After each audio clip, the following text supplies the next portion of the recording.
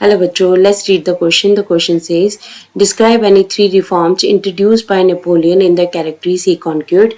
हमें नेपोलियन के 3 ऐसे रिफॉर्म्स बताने हैं जो उसने उन टेरिटरीज में इंट्रोड्यूस किए थे जो उसने कॉन्क्यूर की थी, जो उसने जीती थी. So let's read about the answer. Answer says, Napoleon captured many areas in Europe. Napoleon ने बहुत सारे एरियाज यूरोप में कैप्चर किए.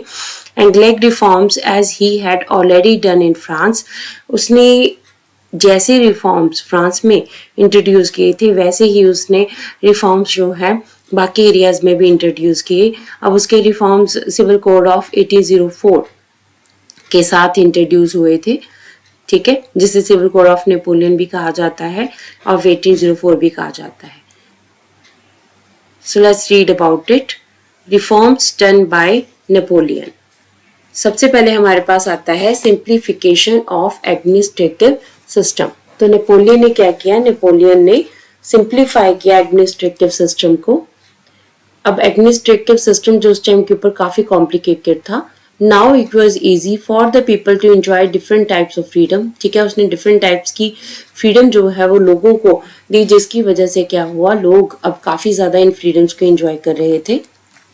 नेक्स्ट हमारे पास है he finished all privileges based on birth. ठीक है, in Europe birth based privileges were there. ठीक है, उस टाइम पे यूरोप में birth based privileges थी, तो उसने इन सारी privileges को फिनिश किया.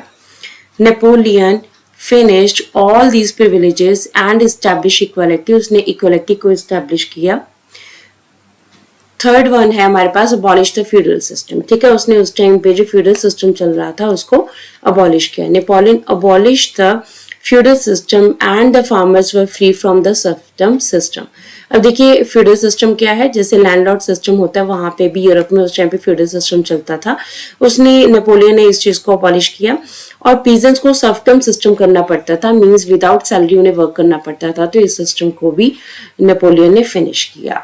तो ओवरऑल हमारे पास उसने एडमिनिस्ट्रेटिव सिस्टम को जो है सिंप्लीफाई किया, प्रिविलेजेस को फिनिश किया और feudal सिस्टम को abolish किया and serfdom system को abolish किया. So these were the reforms done by the Napoleon in the territories he conquered.